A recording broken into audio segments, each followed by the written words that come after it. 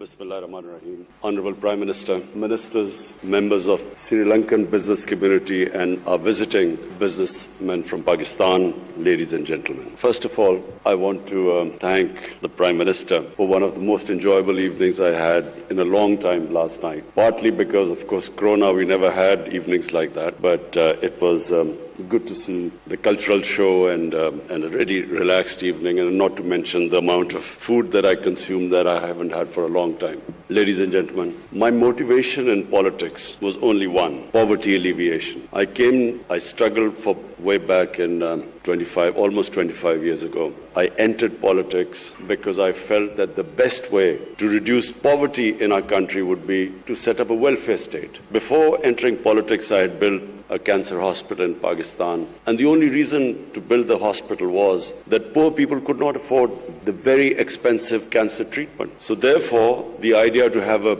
cancer hospital where a poor person could go in and not worry about the expensive treatment. But during that time when I was building the hospital, I began to realize that in a country of right now 220 million people, the only way you can help the majority of the poor people is if you build a welfare state. And so that was the motivation. And today I must say I had a very good conversation with the President, because I realized that he also was motivated by poverty alleviation. And so the current problem in Pakistan which we face is food inflation. And so we were discussing, how to bring down the prices of food items. And so we came up, he told me how he went to China, and he actually visited various farms from where he discovered that how the Chinese how they had reduced the gap between the wholesale and the retail. So previously, and in our country right now, what the farmers produce and what that produce is sold in the retail shops, there's a huge gap. And so the Chinese reduced that gap through technology. And so I must say, I thank the President, because I'm immediately going to go back and bring in technology to reduce this gap. The other way we can reduce poverty is through investment, is through promoting profitability, business. And so that's my second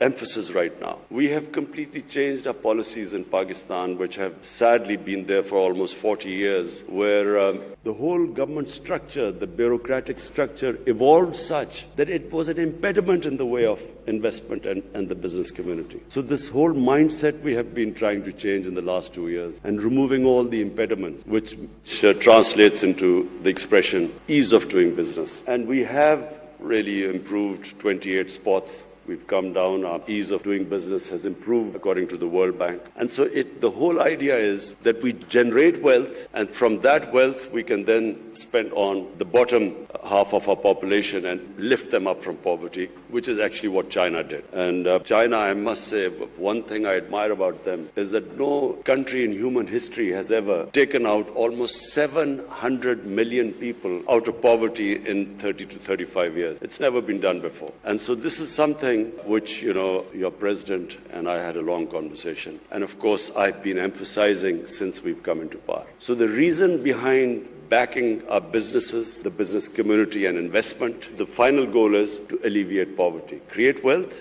alleviate poverty. The third thing you need to create wealth in any country is stability, is political stability, is having good relationship with your neighbors. Because one thing which Sri Lanka and we have had in common is that whenever you have conflict or terrorism, as Sri Lanka and Pakistan suffered from, then the first thing that it affects is the business climate, is investment, and in your case, tourism. In Pakistan also, but our tourism, of course, is not as developed as in Sri Lanka. But tourism also gets affected, and of course, Sri Lanka has suffered from. So immediately when I came into power, I approached our neighbor, India, explained to them, to Prime Minister Modi, that the way forward for the subcontinent is for us to resolve our differences through dialogue and then improve our trading relationship and diffuse the tension. I didn't succeed, but I'm optimistic that eventually sense will prevail that the only way we in the subcontinent can get people out of poverty is have trading relationship, improve our trading relationship, live as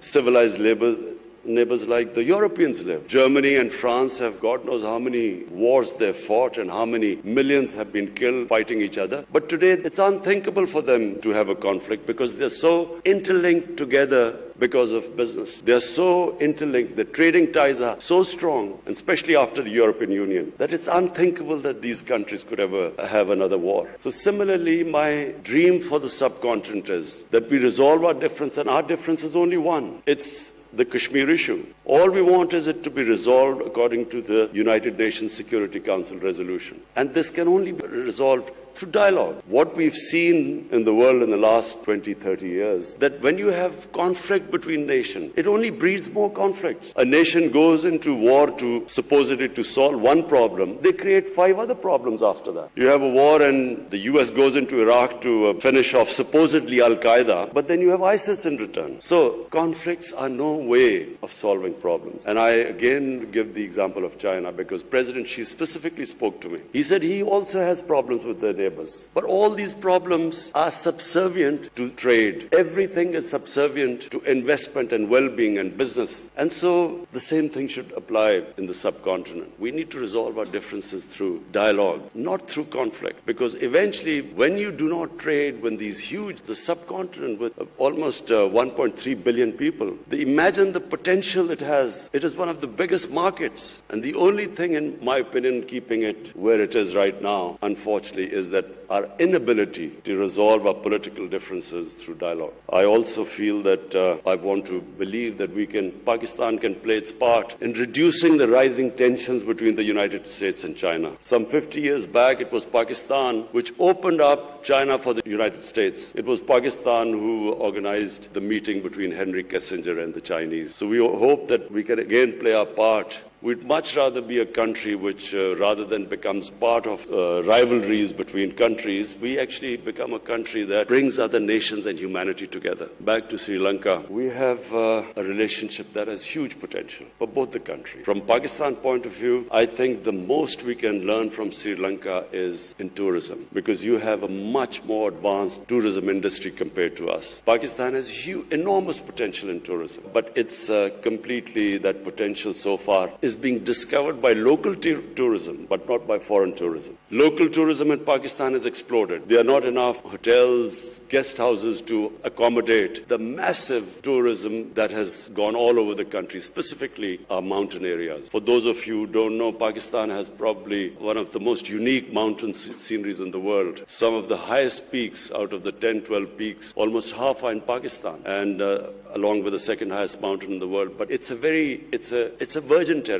And why tourism has exploded in Pakistan? Because of the mobile phone. People go with a mobile phone, take pictures, put it on the Facebook, and that's how tourism has exploded locally. But I have been to a resort in Sri Lanka, and the way Sri Lankan tourism is on a different level to us. So therefore, I brought our tourism minister here, and we would like to have contacts with you in developing resorts in most of our, not just mountain areas. Pakistan also has probably the most undiscovered religious tourism. For people in Sri Lanka, what is of great interest is the Gandhara civilization.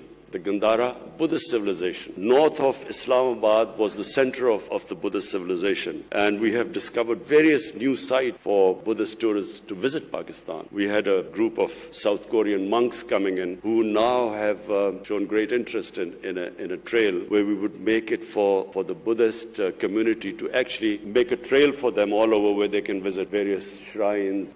We just recently discovered a 40 feet sleeping Buddha in Pakistan, which is quite unique. So apart from mountain tourism and religious tourism, we have a coastline, which is where we can, of course, again learn from Sri Lanka, because you have quite advanced beach tourism. Finally, I would like to ask the business community in Sri Lanka to participate in our CPEC project. CPEC is an initiative of the BRI, the Chinese Belt and Road Initiative. And it opens the opportunity, as our Commerce Minister just mentioned earlier, that it opens the opportunity of Sri Lankan businesses right up to Central Asia. It gives you an opportunity of connecting from Gwadar, which is the port, right up to Uzbekistan and the Central Asian states. And this is the connectivity which Pakistan offers. Along with, in CPEC, we have these special economic zones which give incentives to businesses to set up industry there. So I invite the Sri Lankan businesses, investors, businessmen. You can come over to Pakistan and we'll be hosting you. Meanwhile, we brought our Pakistan business community, top businessmen here, who will be interacting with you and discussing various ways which would be of mutual benefit to both of us, both the countries. I again thank the Prime Minister for inviting me to Sri Lanka.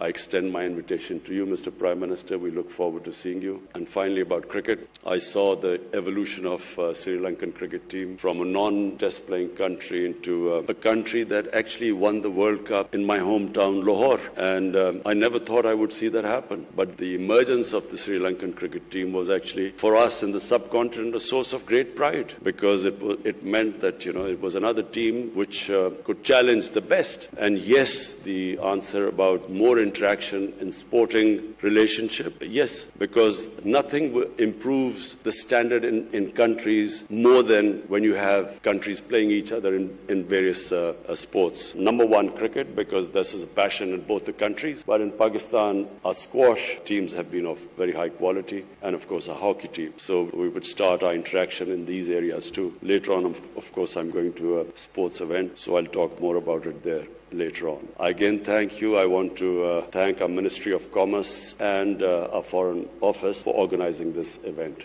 Thank you.